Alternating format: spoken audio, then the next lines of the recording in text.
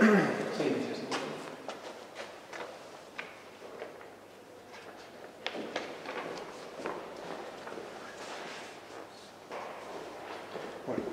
Buenos días, Carlos. Buenos días, en primer lugar, pues darte la bienvenida, agradecerte que estés aquí con nosotros, más sabiendo el viaje largo que has hecho desde México. Gracias. Es un verdadero placer. Igual. Y esperamos que sea también para ti. Sí, encantado, pues, y muchas gracias por la invitación, muchas gracias a CENDEAC y a la Asociación de Filosofía, de Estudiantes de Filosofía.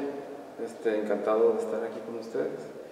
Bueno, pues vamos a hacerte una serie de preguntas, tienen que ver con el libro, pero también en términos generales con la situación de México y problema de narcocultura, lo que planteas en el libro, ¿no? Pero la primera pregunta que queremos hacerte sobre el proyecto de nuevo ensayo, ¿qué opinas tú de que se creen este tipo de espacios para reflexionar sobre ensayos de gente joven, incorporar problemas que a lo mejor, como el que tú planteas, no están dentro de nuestro discurso? Sí. Y bueno, ¿qué opinas sobre eso? Pues me parece, evidentemente es muy interesante, ¿no? Este tipo de redes, además en el formato en el que está planteado, que va más allá de digamos, un monólogo, ¿no? Que generalmente se establece, en el que hay la participación de un conferencista y luego un público pasivo que escucha lo que se está diciendo, ¿no? Toda la organización, todo el diseño, desde que tú envías materiales, es decir, quien hace la conferencia no envía los materiales, están depositados en un centro como el CENDEAC y la gente puede llegar, digamos, a trabajar realmente en la conferencia, no se vuelve pasivo, sino que hay un diálogo sobre una base común, una serie de intereses, digamos, compartidos.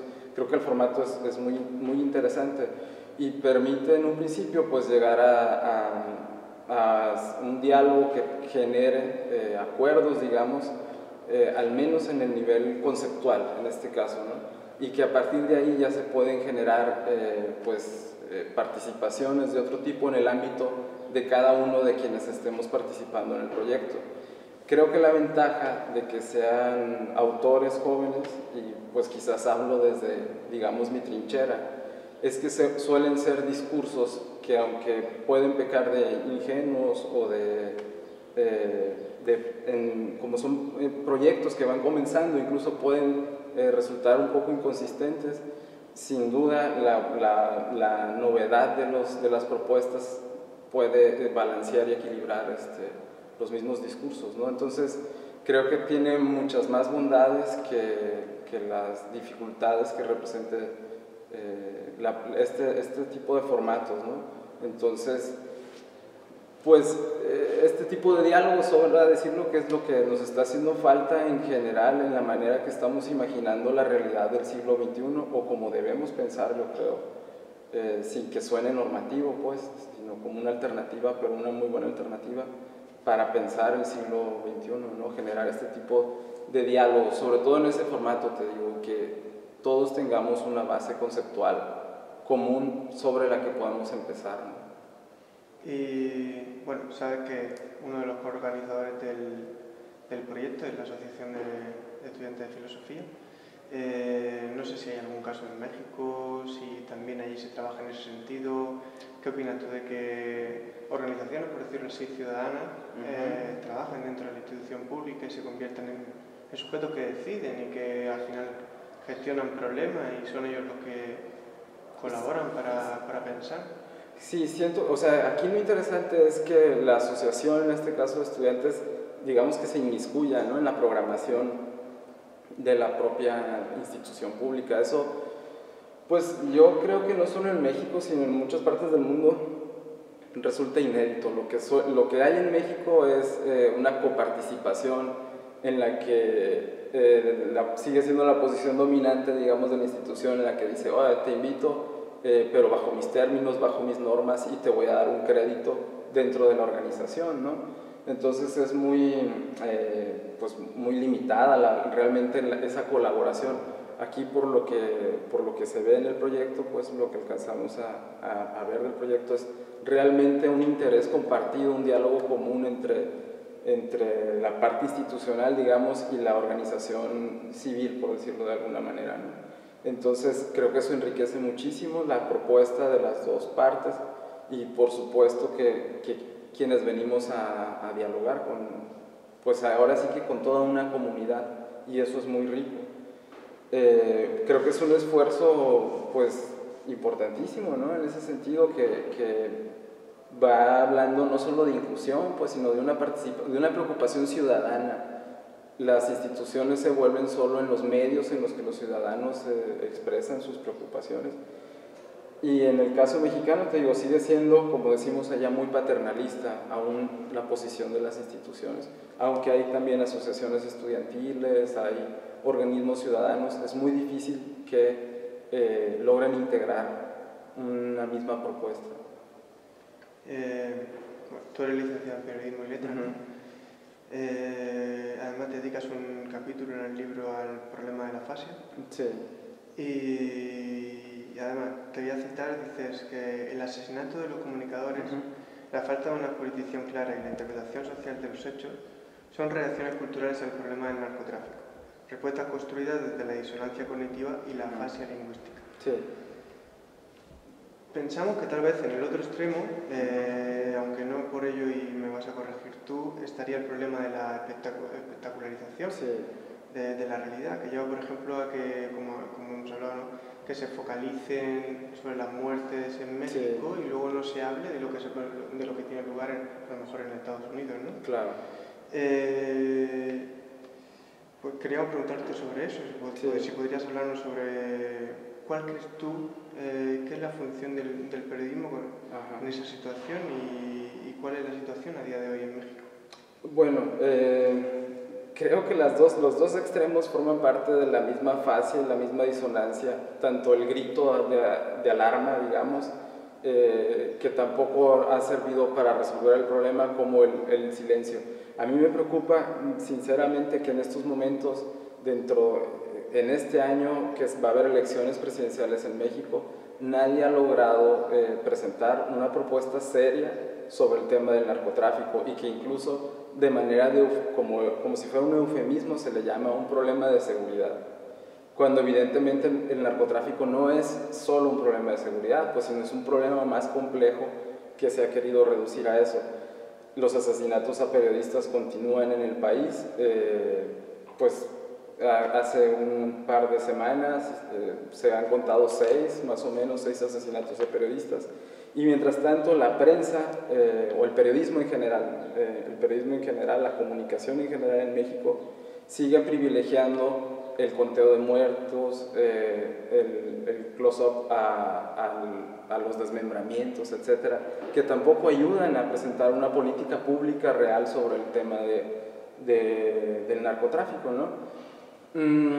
Yo pienso que todas esas imágenes pervertidas, digamos, derivan justamente de esa fase, de esa disonancia de enfrentar el problema y que implica un autorreconocimiento pues muy profundo y muy complejo y muy doloroso, ¿no?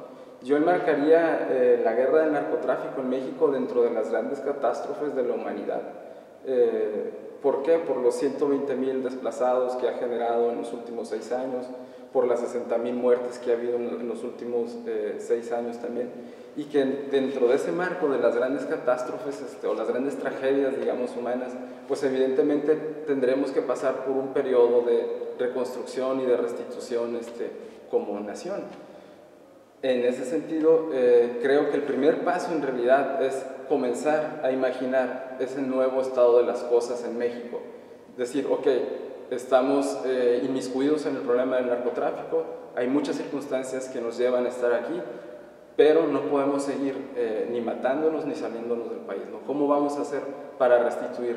En principio, creo que el papel de los periodistas debe ser, como lo dice Zizek en alguno de sus libros, el papel del gran soplón.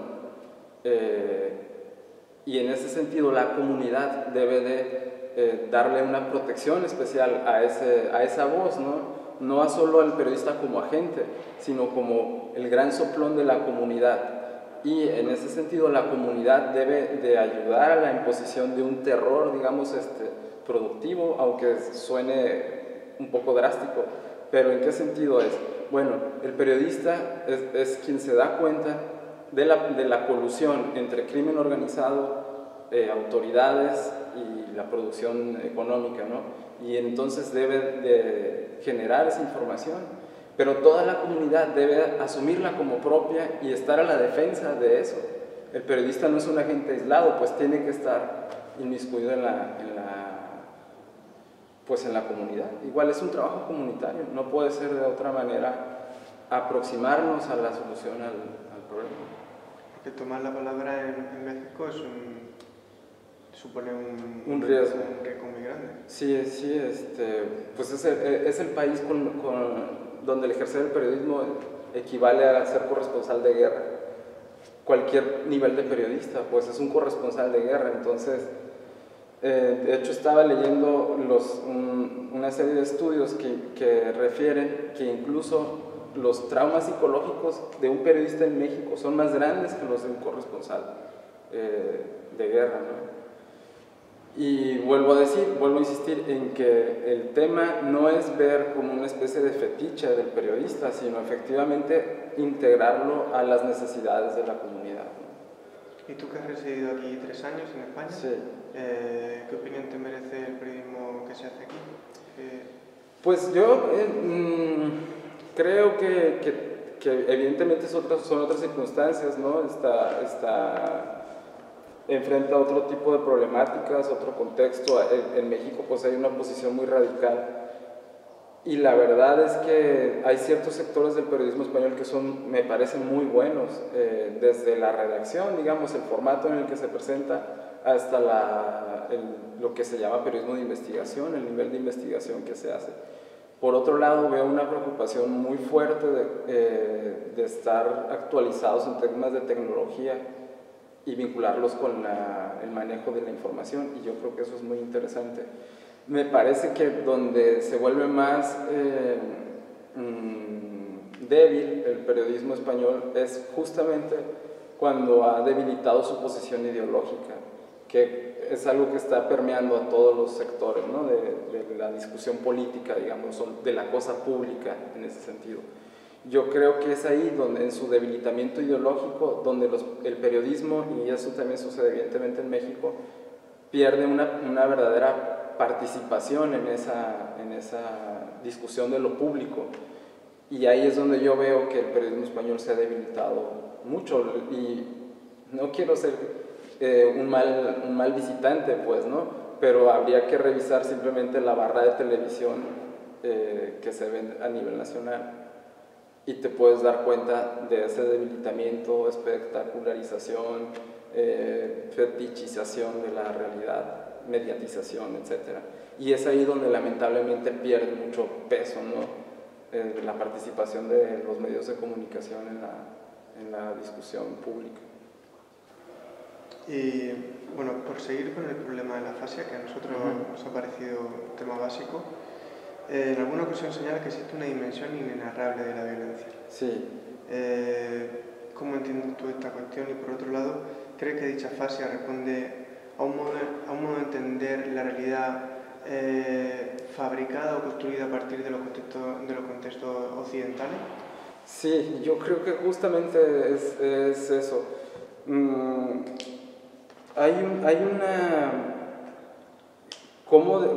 Es que hay una parte horrorífica, pues evidentemente, de lo que está pasando en México, ¿no?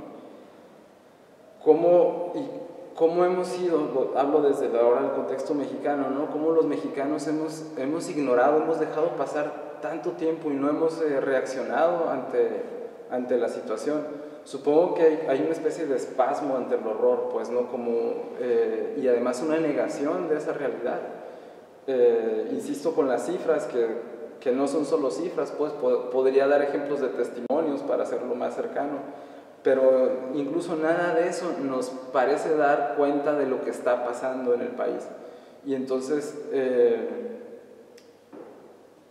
la violencia, digamos que se ha hecho estética, ha alcanzado o ha adoptado una posición estética. Juan Villoro, un escritor mexicano, dice que cada asesinato de cada cártel lleva una firma casi, ¿no? Entonces hay unos que asesinan a las personas y los ahorcan, otros les dan un tiro en la nuca, otros los descuartizan a una persona, la meten en un bidón y los llenan de cemento, de concreto.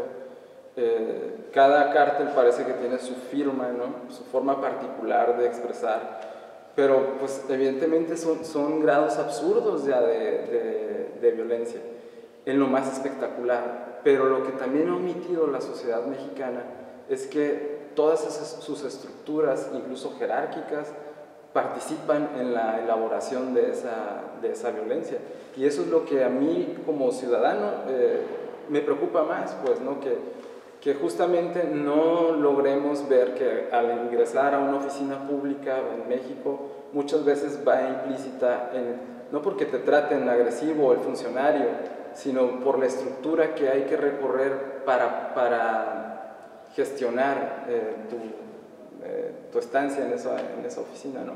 Entonces yo creo que es justamente ahí un problema mucho más complejo de la violencia, cómo se está desarrollando en todos los niveles, en muchos de los niveles de la sociedad mexicana, y que sin embargo no pareciera que no es preocupante. Y no digo simplemente es más importante el fútbol o no sé, otros temas que podrían parecer más banales, sino que se siguen planteando los problemas de mi país desde perspectivas banales, no por el tema del fútbol, insisto, o que fuera televisión o cualquier cosa, sino porque se sigue hablando, por ejemplo, de la reforma agraria en el país, que es una reforma que lleva desde 1930, se sigue hablando de la cuestión indígena como si fuera, no de manera incluyente, pues, sino como si fuera algo alejado de las problemáticas del país, etc. Yo creo que ahí es donde se empieza a sesgar, a aparecer la violencia, que luego aparece en estas firmas espectaculares de los cárteles, ¿no? No se puede atajar el tema de manera aislada. Y entonces sí, lo que está haciendo el narcotráfico es alertar sobre todas esas, digamos, disfunciones del sistema. Y entonces sí, es como llega un momento de conciencia, viene este espasmo y empiezas a tartamudear, digamos, a tratar de establecer, oye, creo que en México lo que está pasando es bueno. Entonces todo el proceso de comunicación digamos que se desmorona, ¿no? Y apenas México está cayendo en esa, pues digamos en esa cuenta, ¿no? Está cayendo en sí sobre toda la situación, pues que se está descomponiendo. Y si hubiera que se plantear el problema de construir, ¿cuál sería una genealogía posible para crear ese discurso sobre ese problema? Pues yo insisto, y es lo que también trata de plantear un poco el libro, es que tenemos que reforzar, aunque para el viejo marxismo y para el nuevo, digamos, capitalismo, el capitalismo reciente, la palabra ideología suene muy pesada, pero yo creo que tiene, a nivel político, pues que implique la participación de los ciudadanos, instituciones, etc., sí tiene que haber un nuevo posicionamiento ideológico que nos permita, por un lado, vincular un imaginario de esa sociedad que esperamos y que ese imaginario aterrice, digamos, con la comunidad a través de ese fortalecimiento de ideologías. Yo espero que México sea de tal forma, etcétera, las ideologías nos van a dar una categorización de ese imaginario y en la política tiene que hacerlo pragmático, digamos. No puede ser tan aislado, tan estructurado el proceso, tenemos que llegar pues a ese momento pues eso, pragmático, ¿no? Que sea práctico y que nos permita establecer esas soluciones. La verdad es que yo estoy muy preocupado por el tema, ¿no? Y digamos que desde el trabajo intelectual trato de aportar esos elementos. Y no creo que se pueda tipificar de alguna manera toda la realidad mexicana, ¿no? Pero sí tenemos que empezar a hacer esos esfuerzos, por lo menos para imaginar ese nuevo estado de comunidad. Estaba leyendo a Habermas en su texto sobre Más allá del Estado Nacional, Y creo que por ahí va un poco una posible solución, que tenemos que construir una comunidad más allá del imaginario de los nacionalismos, más allá de la identidad nacional. Y ahí quizás podríamos ver una posible genealogía, digamos, pero ya va a ser muy difícil revisar pues, el pasado, sino ver hacia adelante cómo queremos ese, en principio, estado utópico, ¿no? Una de las tesis centrales, o la tesis central del ensayo, que tú repites en más de una ocasión, es que no se puede confundir, que es un error conceptual, confundir o tratar de la misma manera narcocultura y narcotráfico. Sí. Además, dice que la narcocultura debe ser comprendida como una respuesta crítica a la expansión y la hegemonía del neoliberalismo. Me gustaría que profundizaras en este punto y, sobre todo, que nos explicases qué entiendes tú aquí por cultura crítica. Ok. Digamos que, bueno, primero el vínculo que yo veo con el narcotráfico y el neoliberalismo es que el comportamiento propio del narcotráfico, si hubiera una esencialidad del neoliberalismo, lo puede representar el narcotráfico. Su idea de vorágine, expansión, mutación, etcétera, etcétera, todo lo que se ha dicho sobre el neoliberalismo lo representa muy bien el narcotráfico, genera ganancias inmediatas, los actores aparecen y desaparecen, es el propio sistema capital el que se reproduce. Creo que ahí es muy clara las dos partes, ¿no? Incluso la idea de absoluta libertad, digamos, básica para el narcotráfico, pues también es básica para la libertad absoluta del capital, ¿no? Entonces creo que no es muy complejo ver ese parangón, ¿no? Esas equivalencias. Después, para cierto sector ha sido muy fácil estigmatizar la reacción popular a eso. La reacción popular yo creo que se reproduce en varios contextos, pero en el mexicano suele ser muy, digamos, muy juguetón, muy irónico, y entonces se ha burlado mucho de esta, en principio creo yo, de manera inconsciente, se ha burlado de estas similitudes, ¿no? Incluso simbiosis, podría decirlo, señalo también en el ensayo, de la simbiosis de narcotráfico y neoliberalismo. Es cómo aparecen esos gestos irónicos, pues aparecen en las pinturas, en las joyas, en los excesos propios de los narcotraficantes, de la cultura de los narcotraficantes y de quienes están cercanos a esos ámbitos, ¿no? Entonces, las joyas, por ejemplo, son un rifle con incrustaciones de diamantes, o una pistola que su cacha, la parte donde se ponen las balas, tiene plata y oro, etcétera, ¿no? Una especie de celebración, digamos, retórica de esos instrumentos. Me parece que ahí la cultura está pensando que, bueno, ok, si el narcotráfico es igual que el neoliberalismo, entonces vamos a hacer, si la última pasarela, Givenchy, tiene joyas de tales características, entonces igual los instrumentos la indumentaria, por decirlo de una manera, del narcotráfico puede ser igual a la de Givenchy. Entonces incorporan los elementos de Givenchy, por decir una marca, ¿no? A la indumentaria del narcotraficante. Eso por una parte, pero evidentemente ahí no hay una posición crítica, pero es muy difícil, no sé, me parece que es muy difícil que una cultura adopte un programa crítico consciente, pues. Es muy sesgado y puede parecer hasta muy débil, pero justamente porque no hemos querido como comunidad reconocer y aceptar esa situación.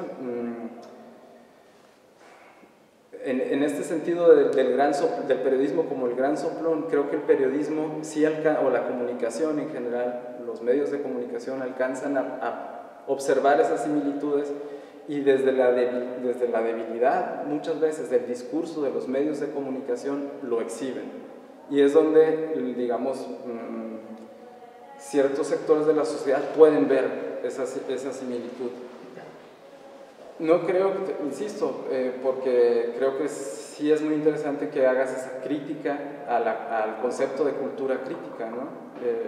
No hay como tal, o no se quiere reconocer como tal, la incomodidad que sí representa, creo yo, para la cultura popular, la presencia del narcotráfico y su similitud con el neoliberalismo.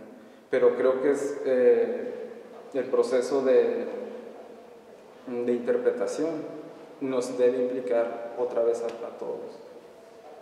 Y siguiendo con la pregunta, has dicho que es cierto que la narcocultura crea una estética propia. Ajá. Esta pregunta va más bien sobre la transformación de esos estereotipos, sí. ¿no? O de los tipos, de la tipología que se ha relacionado con el folclore nacional. Sí. Y cómo se ve desde México el hecho, o si se ve, es decir, si es un hecho, que se haya transformado los modelos decimonónicos, por decirlo así, y hoy el folclore mexicano esté copado o dominado por la figura precisamente del narcotraficante. ¿Cómo veis vosotros ese problema y si creéis, como tú has dicho bien, que hay un ejercicio de creación por parte de los medios de comunicación no mexicanos de ese tipo de nueva tipología? Sí, yo creo que, y también lo menciono un poco en el ensayo, otro de los puntos es que es una estética que no solamente representa ya a México como nación, en esos valores decimonónicos, como bien lo señalas, ¿no? Sino que, por ejemplo, y es muy claro, toda la parte sur de Estados Unidos, donde hay 20 millones de mexicanos, en la franja, ya no solo en la franja fronteriza, porque los mexicanos han llegado hasta Chicago por una parte y por otra parte están hasta Nueva Orleans y de ahí hacia abajo, digamos, hacia el sur, me refiero, de Estados Unidos. Y toda esta cultura se manifiesta con más presencia desde esa parte hasta lo que antes era el principio de Mesoamérica, que es en la parte centro del país, ¿no? Tanto en el occidente como en la parte oriental de México. Esa franja es en la que predomina esta cultura, narcocultura, ¿no? Como se le ha llamado. Yo creo que eso plantea, por una parte, la disolución de una cultura propiamente mexicana, con la que se ha identificado al país ahora, ¿no? Y yo pienso que no podría hablar generalizar, pues temería generalizar, pero que los ciudadanos que participamos en la nación reconocemos esos elementos, ¿no? Como propios de nuestra identidad. Pero sí haría esa observación de que ya no es solo en los límites de México, sino es en la parte de Estados Unidos hacia el sur. Y luego, toda ahí, aunque se concentra, digamos, se capitaliza en ese cuadrante que acabo de señalar, también hacia el sur, si sigues recorriendo, te das cuenta de que hay una aceptación de todos esos valores, esos símbolos estéticos, etcétera, en Centroamérica hasta Colombia, que también reconocen como propios, ¿no? Por decir un caso muy conocido, el grupo de música Los Tigres del Norte es adoptado con la misma euforia y con la misma simpatía en México, en la parte sur de Estados Unidos y hasta Colombia. Y se reconocen como valores propios, pues, ¿no? Entonces, yo creo que, y esa es la otra parte interesante, insisto, en la idea de más allá de un Estado nacional, que la estética del narcotráfico está dando identidad a un sector muy grande de la población de Latinoamérica. Por eso pensaría, o por eso se puede asegurar, que no es un fenómeno exclusivo, ¿no? de México. ¿Cuáles son los valores, digamos, en términos filosóficos, los valores ontológicos que está generando este tipo de cultura? Creo que es la parte donde nos corresponde a quienes leemos o creemos que leemos esos símbolos, pues interpretar, ¿no? Debemos interpretar. hay un problema importante que es casi que se adopta como de manera estratégica por parte de estos medios de comunicación de vincular el narcotráfico con movimientos de guerrilla. Sí. ¿A qué crees que se debe esta vinculación y qué efectos se buscan? Sí, bueno, evidentemente hay una resistencia de las instituciones tradicionales, de las instituciones públicas tradicionales de México, de reconocer esta realidad, ¿no? Creo que el papel, la hegemonía que ha querido todavía imponer el Estado, la gobernabilidad que ha querido imponer el Estado ha sido generar un discurso mediático en el que diga que no es cierto que aún hay una sociedad, una extensión decimonónica de la sociedad mexicana que todavía cree en los valores tradicionales de México, ¿no? O sea que la música ranchera todavía representa a México, que los cantantes tipo Luis Miguel todavía son la representación moderna de lo mexicano, etc. Y se ha privilegiado desde los medios de comunicación toda esa simbología, ¿no? Aunque evidentemente lo otro ha resultado más representativo que esa imposición, ¿no? Pero yo creo que tiene que ver con esa situación de hegemonía de los valores de las instituciones tradicionales, perdón. En ese sentido se ha tratado de cooptar el discurso mediático.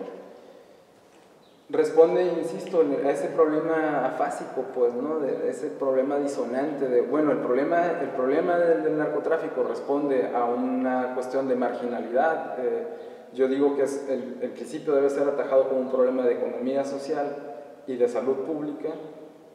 Ahí está situado el problema, y sin embargo la respuesta que hemos querido dar como mexicanos ha sido no, es un problema de seguridad y como de rebeldía o de revolución social, ¿no?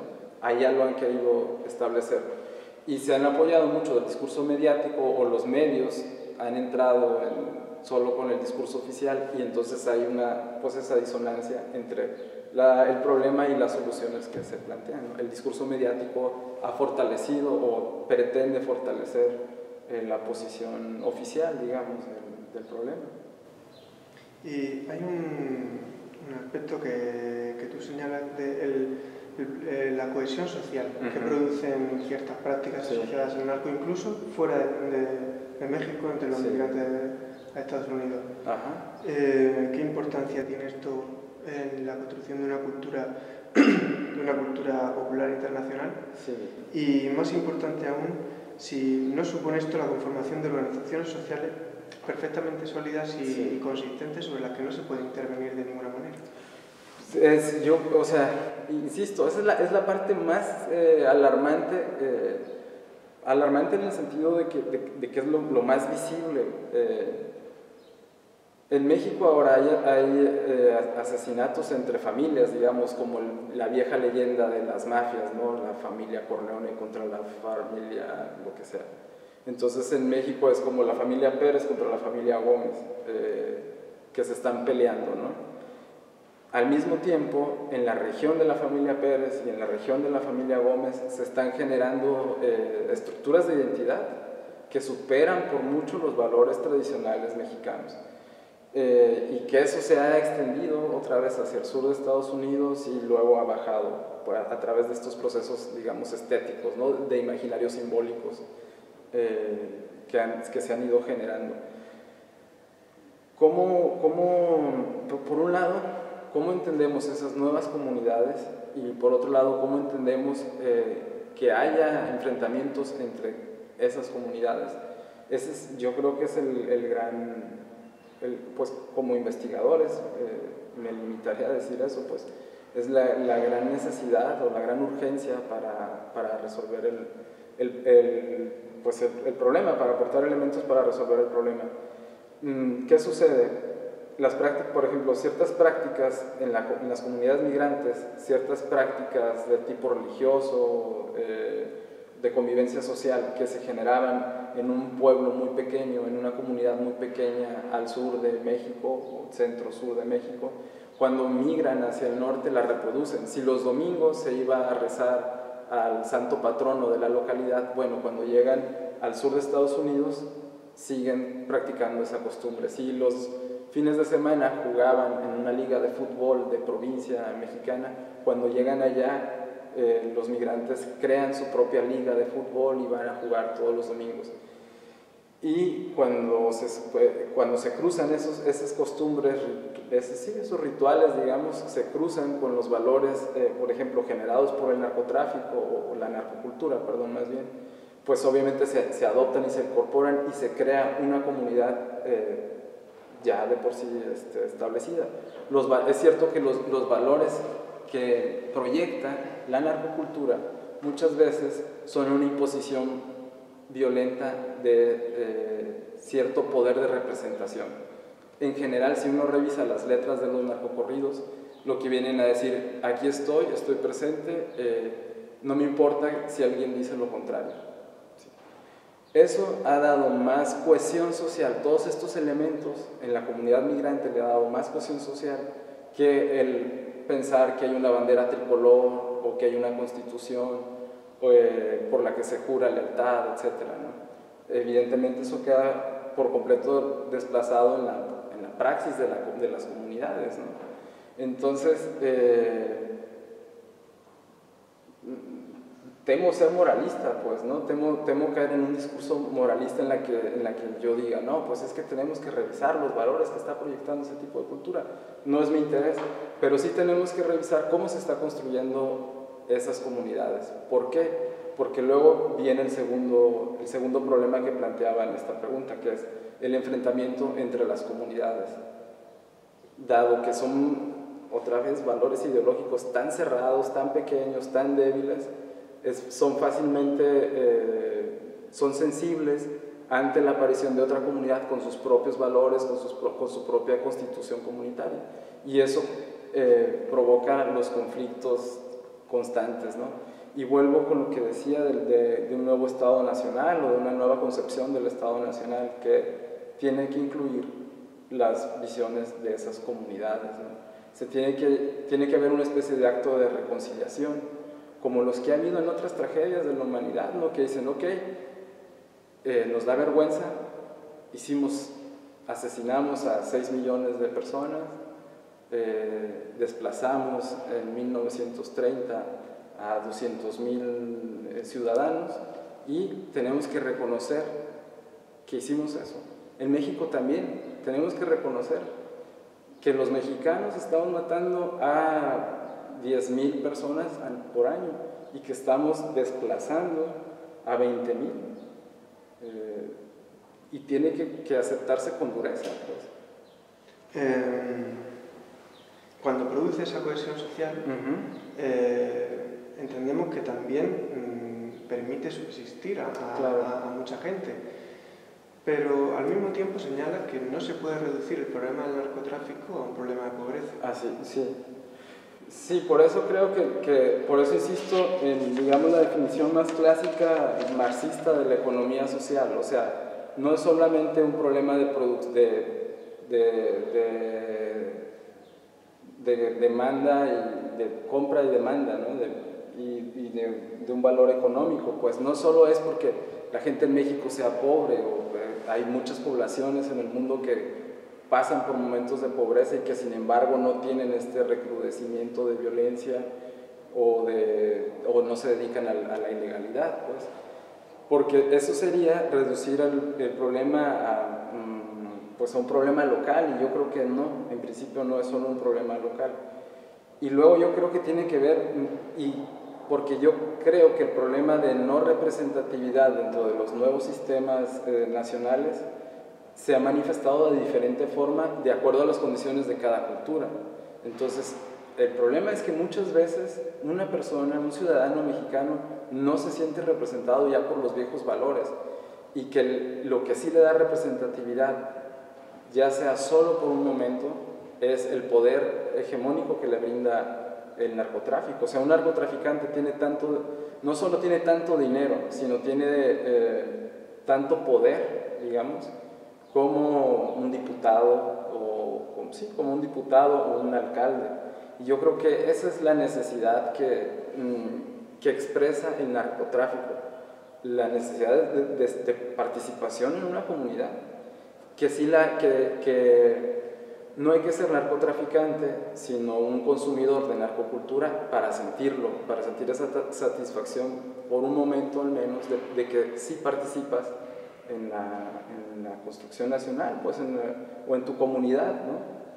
Y yo creo que ese es el punto en el que la cultura sí puede ser crítica, aunque no sea de manera consciente.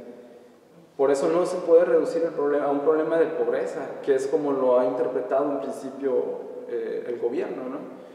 Lo ha estigmatizado ahí, lo ha encasillado en que, bueno, lo que pasa es que en México somos tantos pobres que, claro, la salida fácil es el narcotráfico. En realidad es un problema, yo creo que eso de economía social, ¿no? Cómo la sociedad necesita una representación política y a través de una salida económica encuentra esa representación.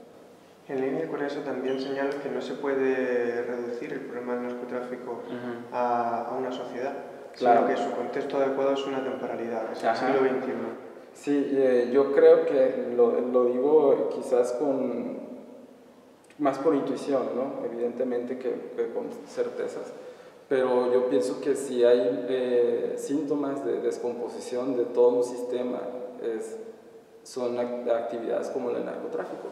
Lo mencionó en algún momento también del ensayo, que si el crimen organizado en todas sus componentes forma parte de la octava economía del mundo y que el componente más fuerte del crimen organizado es el narcotráfico, pues evidentemente quiere decir que hay una descomposición de la manera en que se están llevando las cosas, ¿no? Y eso tampoco es por como desplazar la responsabilidad que se pueda tener en el contexto local mexicano, pero que requiere una participación, o sea, es una realidad que está cruzando a todo Occidente por lo menos, y que requiere una participación de todo Occidente también para incorporar dentro de las discusiones que se estén realizando. ¿Por qué? Porque tiene que ver con esa falta de representatividad que creo que cruza gran parte de Occidente, pues. Yo creo que las manifestaciones que ha habido en España mismo, ¿no? del 15M, son justo esa pues falta de representatividad. El gran eslogan que no nos representan tiene que ver con los eslogans difuminados que hay en la temática de la narcocultura, de la cultura popular mexicana, etc. En fin, en el escenario de la crisis, que probablemente sea el síntoma más visible de una descomposición de los poderes, etc., creo que también tiene que ver con lo que está pasando en México. Pues evidentemente me cuesta trabajo deslindarlo dentro de todo ese contexto por estos valores de los que estoy hablando, ¿no? Creo que pero lo grave, evidentemente, es que en las otras manifestaciones no hay la numeralia fúnebre que sí hay en México, ¿no? Entonces, no solo es un síntoma, sino que es prácticamente ya una manifestación del cáncer del sistema. Por eso recuperan la noción de Estado fallido de Chomsky, sí. Y dicen que de hecho la crisis del Estado actuó en México como un catalizador de la expansión del narcotráfico. Claro. Eso quisiera ya no responder a esa pregunta, pero sí que la enmarcaras en lo que podría ser la revolución fallida mexicana. Sí, hay una parte del libro en donde refiero que el tema lo explora primero Octavio Paz, ¿no? Que evidentemente en El laberinto de la soledad da un repaso de la Revolución Mexicana. Para reducir rápido la historia, la Revolución Mexicana se quedó en la reforma a uno de los artículos de la Constitución. Entonces el gran movimiento de 1910, que sí produce un imaginario muy fuerte, una serie de imágenes, solo de imágenes, Pancho Villa, ¿no? El sombrero grande, las carrilleras cruzando, arriba de un caballo, que además le dicen el centauro del norte, o Emiliano Zapata y los bigotes grandes, ¿no? De la figura del mexicano. Sí se genera este imaginario, estas imágenes. pero parece que no hay un discurso político que sostenga todo ese movimiento. Digamos, ni siquiera los valores que podemos reducir de la Revolución Francesa, ¿no? La igualdad, la fraternidad, la libertad. No tienes ese lema para equipararlo en la Revolución Mexicana. El lema quizás es tierra para todos, pero si te fijas es un lema con muy poco contenido, ¿no? Ese tierra para todos se arrastra todavía en la realidad mexicana. Solamente la revolución ha heredado al siglo XXI mexicano la reforma al artículo 33 de la Constitución, que es la reforma agraria, que es eso, tierra para todos, y se acabó. Entonces la Revolución Mexicana queda difuminada. Era el gran momento de generar ese imaginario simbólico, insisto, que es un imaginario simbólico que solamente se puede generar con una ideología política muy clara, ¿no? No digo que sea necesariamente de una tendencia, pero tendría que haber una ideología clara que no se genera. A partir de ahí, lo único que se genera es una serie de estructuras de gobernabilidad que ante la carencia de una posición política e ideológica fuerte han sido fácilmente corruptibles, pues y vuelvo a utilizar un concepto ya muy manoseado por el marxismo, ¿no? Son fácilmente enajenables, son fácilmente enajenadas por cualquier otro valor que no sea el valor social. Y creo que eso ha generado pues una descomposición justamente del Estado, ¿no? No hay un Estado consolidado ante la falta de una ideología política que, insisto, puede ser una construcción liberal, una construcción marxista, una construcción positivista, qué sé yo, pero no se ha generado ni siquiera, no hemos llegado, como decirlo de alguna manera, a ese grado de madurez. Puede ser, incluso, no necesariamente tendría que ser una ideología occidental, pues la que rija los valores políticos, ¿no? Podría ser, y que debe ser el gran reto quizás, una construcción propia de lo mexicano en este contexto ahora tan extendido de lo global. Ahí es donde pareciera que en sus valores extremadamente neoliberales el narcotráfico estaría arrojando pues eso, ¿no? Esos valores políticos.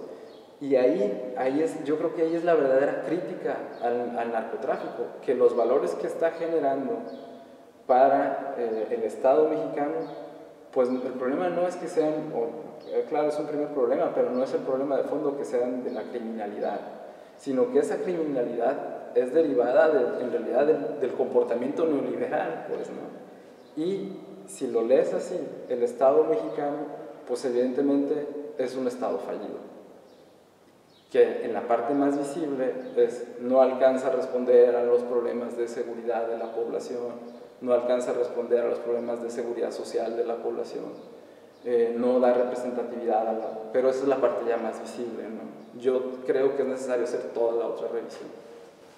Esa composición del Estado estaría relacionada con lo que tú dices de que el narcotráfico lo que produce es opresión pública. Sí. Precisamente porque se aprovecha y refuerza las estructuras jurídicas y políticas en beneficio propio sin verse en la necesidad de organizarse políticamente. Llegando a decir tú que el debate sobre la legalización de las drogas es casi un debate falso o mal planteado, en el sentido de que está ya legalizada porque está presente y convivimos con ella de manera continuada y diaria, ¿no? En ese sentido, sabemos que no se puede plantear el problema a nivel de una sociedad, sino de una temporalidad, pero también las estructuras jurídicas y económicas tampoco son solamente el caso mexicano, sino que hay que plantear los problemas a nivel global.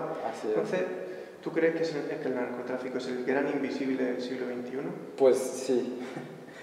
Me interesa que sea como mexicano, pues, porque, insisto, no es que desplace el problema nos está atacando de lleno a nosotros, pero tiene que estar en la discusión, en la crítica al neoliberalismo, tiene que estar la conducta y el comportamiento del narcotráfico.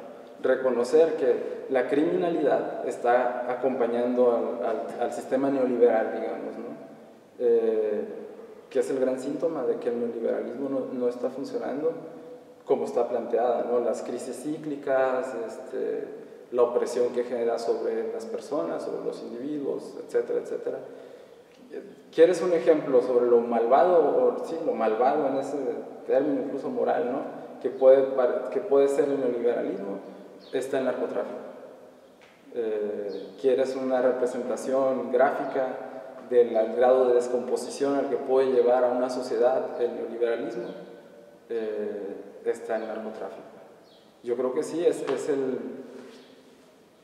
la gran práctica del neoliberalismo. Es que si tú revisas las teorías, no digo que todas, yo no las he revisado todas, pero las teorías que he revisado sobre el liberalismo, la gran conducta aplicada en su praxis es la conducta del narcotráfico. Y en esa línea es un tópico afirmar que el narcotráfico no podría existir sin el blanqueo de capitales. Claro. Lo cual es cierto, ¿no? Ahora bien, la pregunta realmente importante y que no se tiende a poner sobre la mesa es si la economía capitalista, tal como está organizada hoy, podría existir sin el narcotráfico. Pues yo pienso que justamente el tema es que la economía capital puede existir sin la legalidad, sin las instituciones. Y el ejemplo es el narcotráfico, ¿no? El narcotráfico existe sin las instituciones, evidentemente, o sin que los ciudadanos, como las instituciones como representación de la ciudadanía, de la comunidad, ¿no? que es muy paradójico, pero que así es. Y yo creo que el ejemplo es, o sea, el problema es ese, que el capital existe sin los ciudadanos, que los ciudadanos pertenecemos a un proceso de enajenación, como plantea la teoría más usual, ¿no? del marxismo. Y entonces ahí creo que sí, que el narcotráfico, que hay una correspondencia muy cercana entre narcotráfico y capital. Y bueno, esta es la última pregunta. Vamos a derivar hacia el ámbito del arte. Dentro de la llamada alta cultura, un artista como Teresa Margolles, representante de México en la Bienal de Venecia hace unos años, trabajó insistentemente sobre el problema de la violencia. Claro. ¿Cómo ves tú la aproximación a este problema desde el arte institucional? ¿Y crees que los artistas son realmente capaces de plantear una postura crítica o en el fondo se trata más bien de hacerse visibles precisamente por el reconocimiento o el exotismo que ya tiene de hecho la violencia en los medios de comunicación?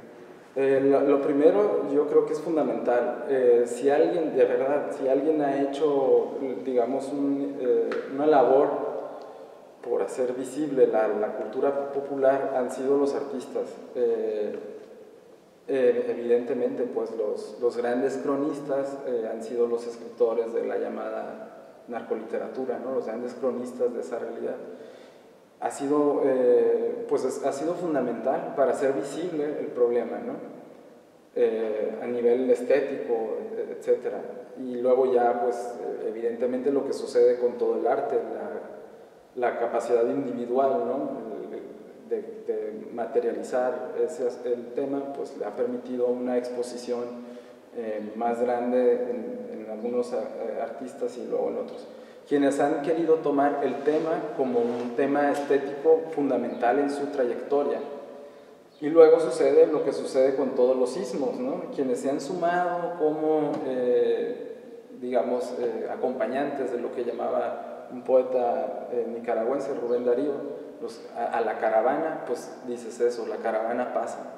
Entonces luego hay una serie de artistas que para hacer visible su trabajo han incorporado pues las mutilaciones, toda esta parte banal de los medios, ¿no? Pero quienes han comprendido que es un problema de nuestro tiempo, el tema del narcotráfico, han generado una obra pues excepcional, como en el caso de Teresa Margolles, de Marcos Ramírez R., etc. ¿Cómo puedes darte cuenta de que es genuina, digamos, su producción estética? Pues porque no se limitan solo a temas del narcotráfico o temas de violencia, sino que tienen una capacidad estética como la de los grandes artistas, ¿no? No tiene caso. No es exactamente el asunto hablar sobre las capacidades estéticas de cada uno de estos creadores, ¿no? Pero sucede, te digo, lo que sucede con la mayoría de los sismos o de las tendencias estéticas, que quienes han abordado el problema, pues para banalizarlo, pues caen en el cliché y obviamente rápidamente, con mucha rapidez, desaparecen del ámbito. Pero para hacerlo darle la relevancia, ponerlo en el escenario, ha sido fundamental la participación de los artistas. Todo lo que se ha hecho en Tijuana o en Ciudad Juárez, el famoso símbolo de la Cruz Rosa de Ciudad Juárez para rechazar los feminicidios, etcétera, pues es fundamental, pues es fundamental la labor de la comunidad artística mexicana, que yo creo que en su mayor parte es la que ha puesto el punto crítico, y después ha seguido algunos periodistas y después empiezan a llegar algunos sociólogos, digamos la academia, ¿no? Pero nuevamente la vanguardia en el tema ha sido la comunidad artística. Pues hemos terminado, ha sido un placer, Pablo. Gracias a ti. Muchas gracias. Gracias a ti, muchas gracias por todo.